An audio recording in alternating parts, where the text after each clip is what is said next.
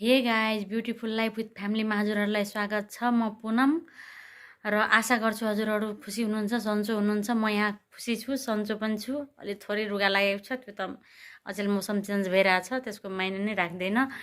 र अहिले म सबै कामहरू कम्प्लिट गरेर छोरालाई धेरै बेलादेखि मुनि ग्राउन्ड फ्लोरमा राखिदिएको छु दिदीकोमा। अब छोरा लिन जाँदैछु र अब के गर्छु हजुरहरूसँग सेयर गर्छु। तबसम्म छोरानिर हिँड्नु। छोरा के गर्दैछ मेरो? काम त थुप्रो छ।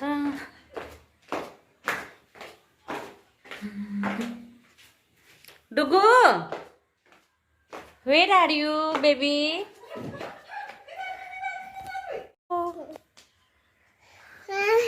हजुर कति बेलादेखि मसँग हुनुहुन्न भन्नुहोस् त? र हिजो धोएको तोरीहरू आज पनि सुक्न दिएको छु साथीहरू। र यता साथसाथै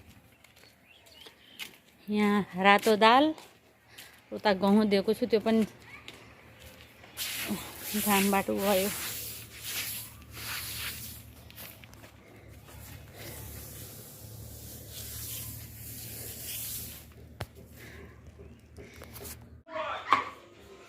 यहाँ होममेड देसी घी लगाउने पुरा वेट गेन साथीहरू। यो घिउ धेरै भयो, अब यसमा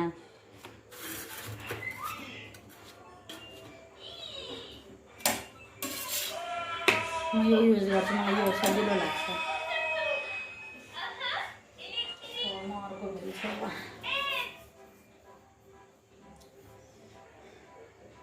डुगु साँझमा पनि यही खाएको थियो, खिर खाएको थियो, सबै खान्छ होला।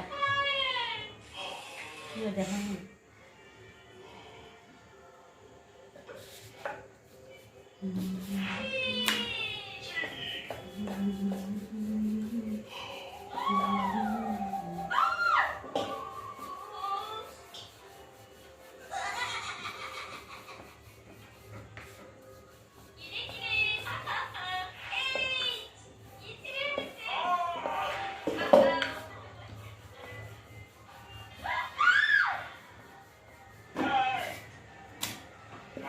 रोटी त क्या चन्द्रमा जस्तै भन्छ हौ, फुल मुन हुँदाखेरि जस्तै भन्छ त, गोलो न गोलो। अब एक्सपिरियन्स भयो नि, धेरै भयो नि त रोटी बनाएको, त्यही भएर। पहिला त आउँदैन थियो, तपाईँले थाहै छ। पहिला कस्तो रोटी बनाउँथ्यो भन्नु? पहिला कस्तो रोटी बनाउँथ्यो भन्नु त? कस्तो बनाउँथ्यो भन न? त्रिकोण टाइपको। त्रिकोण पनि हुँदैन, कहाँ हुन्छ र? हो कि होइन? पहिला म कहिले ट्रायङ्गल त कहिले रेक्ट्याङ्गल बनाउँथेँ। अनि यो रोटी त घी लगाएको छ भने त तातो तातो खानु राम्रो नि, सेलाएर खायो भने त मजा आउँदैन नि त खानु त। छिट्टै सेलाउँदैन, टेन्सन नलिनुहोस् न। तातो तातो सर्भ गर्छु तपाईँलाई म। यसलाई यसरी गरे नि हुन्छ। हेर्नु साथीहरू, खतरा। यसलाई यसरी राख्ने।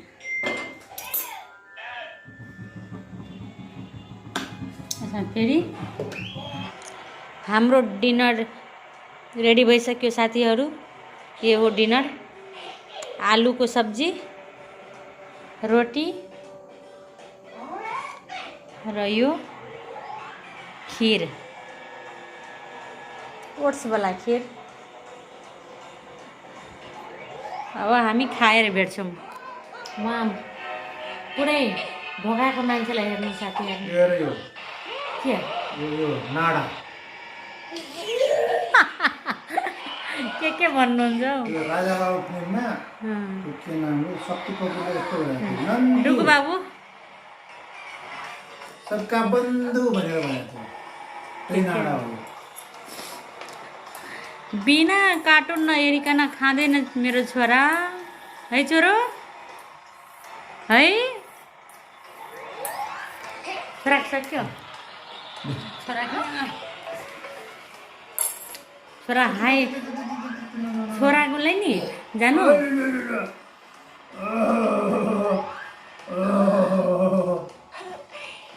छोराले नि के अरे बानी भइसक्यो, मोबाइल लिएर आउने बित्तिकै नि के अरे छोरा हाई गर्छ क्या।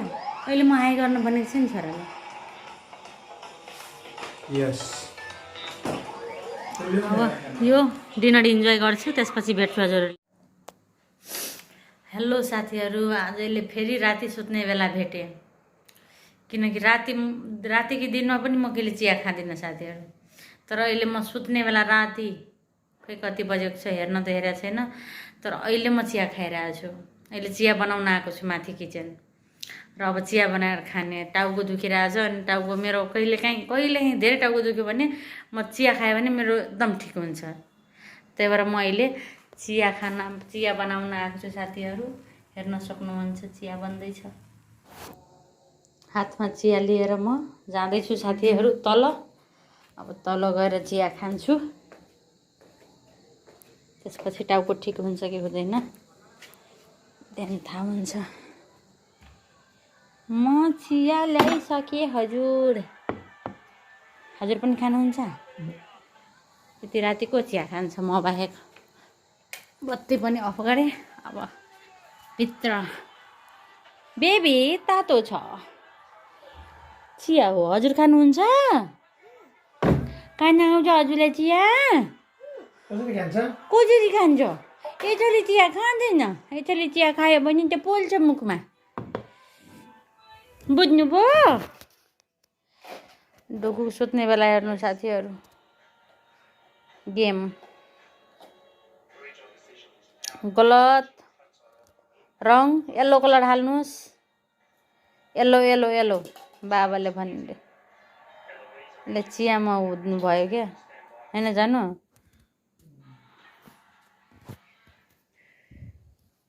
माई बेबी पानी खाने? ल खानुहोस्। ल्या उठाउनुहोस् फेरि आफै, ज्ञानी छोरा आफै उठाउँछ। ल दिनुहोस् त मलाई, म खोलिदिन्छु बिर्को। ल लिनुहोस्, खानुहोस्। ओहो हेलो गाइज, आज हो नेक्स्ट डे मर्निङ। सबैजनालाई गुड मर्निङ। र आज हो शुक्रबार। अब भोलिदेखि त चुनाव लाग्छ मजाले। अहिले पनि चुनाव लागेको छ ठाउँ ठाउँमा, तर भोलिदेखि चाहिँ छुट्टी हुन्छ। त्यसपछि केटाकेटीहरूलाई त आजदेखि छुट्टी छ। अब अरूलाई त शनिबारदेखि आइतबार यसरी छुट्टी छ प्राइभेट जबहरूमा, किनभने मेरो हस्बेन्डको त प्राइभेट जब हो। त्यही भएर आइतबार मात्रै छुट्टी छ। र अहिले म फेरि किचन सधैँ जस्तै रेगुलर काम किचन जाँदैछु साथीहरू। छोरा माथि छ किचनमा, बुढा पनि छोरासँगै, आफू अहिले जाँदैछु फेरि सेम सधैँको काममा। टोपी लाउनु पर्दैन? टोपी किन नलाउनु भएको? टोपी लाउनुहोस्। खोइ टोपी। हाई गरिदिनुहोस् त बाबु। आफ्नै खेलमा छ व्यस्त। साथीहरू मेरो खुर्सानी हेर्नु, गमलामा रोपेको कति राम्रोसँग ग्रो गरेको छ, फलेको पनि छ साथीहरू, मजाले फलेको छ। धनियाँ हेर्नु साथीहरू, रायो यतातिर ग्रो गरेको छ नि, यता चोक राम्रो छ फेरि।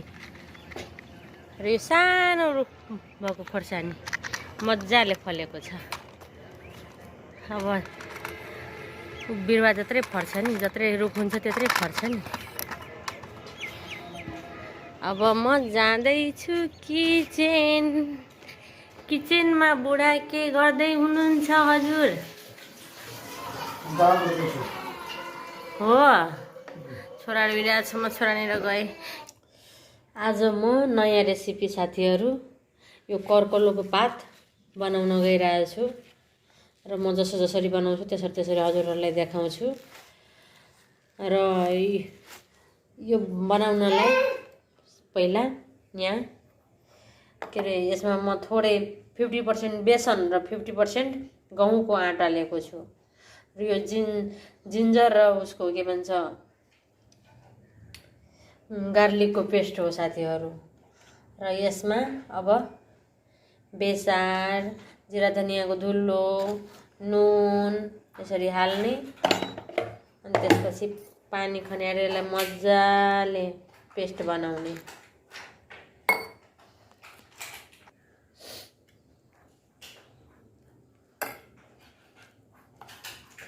कोही कहेगा दुनिया सारा है,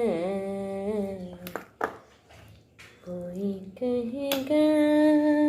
यो पेस्ट बनाएको कम्प्लिट भयो साथीहरू। अब यसलाई तपाईहरु त्यो भुइँमा टाइल मार्बलमा पनि गर्न सक्नुहुन्छ, जेमा। यदि म यसमा पनि गर्दा हुन्छ, तर यसमा म नगर्ने, म यो नाङ्लोको पछाडि भागमा गर्ने। म जहिले यस्तै नाङ्लोको पछाडि भागमा यसलाई सफा गरेर यसमा म यही बनाउँछु। पहिला हेर्नु पनि थोरै थोरै दाग छ, त्यसकै दाग हो। तर यसमा नबनाई नि म भुइँमै तपाईहरुलाई बनाएर देखाउँछु। मजाले बन्छ। यसले मजाले सफा गर्ने, सफा हुनुपर्छ र यसरी पातलाई पछ्याउने। तर चाहिँ ठुलो ठुलो पात दिनुपर्छ। मेरोमा आज ठुलो ठुलो पातै छैन साथीहरु, धेरै, र पनि यसरी दि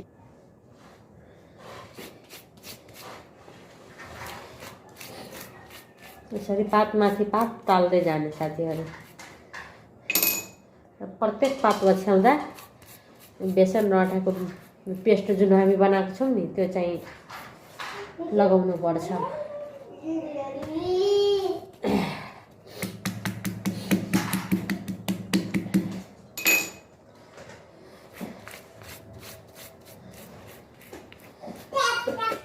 र यसलाई पातलाई सबै बेरेर साथीहरु म यस्तो लुक बनाए। यो फाइनल लुक हो। अब यसलाई कट गर्नुपर्छ। म कट गरेर हजुरलाई देखाउँछु। यसरी कट गर्ने।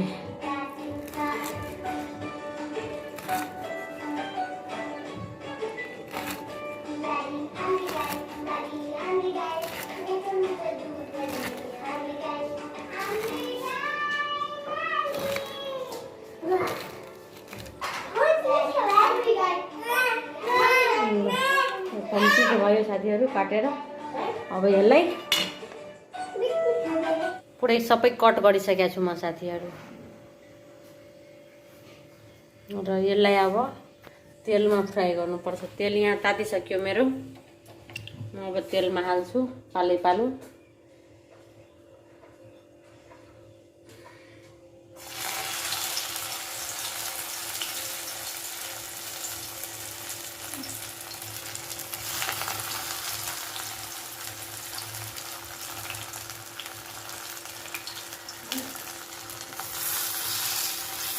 एउटा चाहिँ फुस्कियो, कुनै कुनै फुस्किन्छ नि,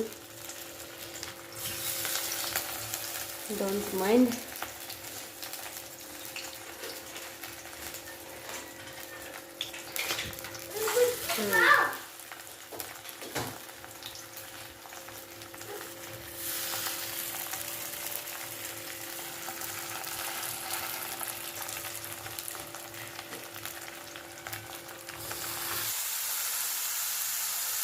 र म केही कारणले गर्दा बाहिर जानुपर्ने कारणले गर्दा त्यो फ्राई चाहिँ मेरो हस्बेन्डले गरिदिनु भयो, त्यो कर्कलोको पात।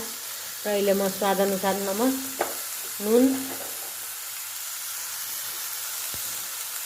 बेसार, जिरा धनियाँको पाउडर हालेर मजाले भुट्ने।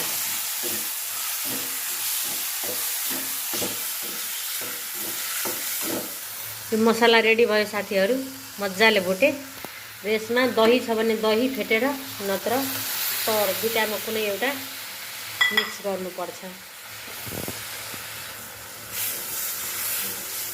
पुरा आज यम्मी बन्छ, यम्मी।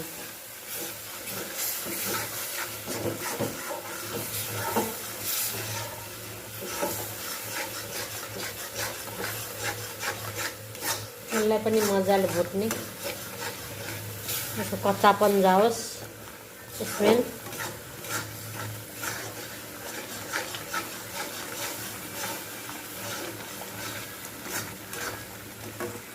अब पानी हाल्दिन्छु।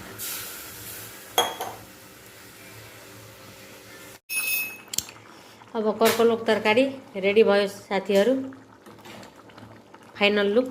कलर चाहिँ फिका फिका देखिरहेको छ तर म त खाँदा लास्टै यम्मी हुन्छ साथीहरू।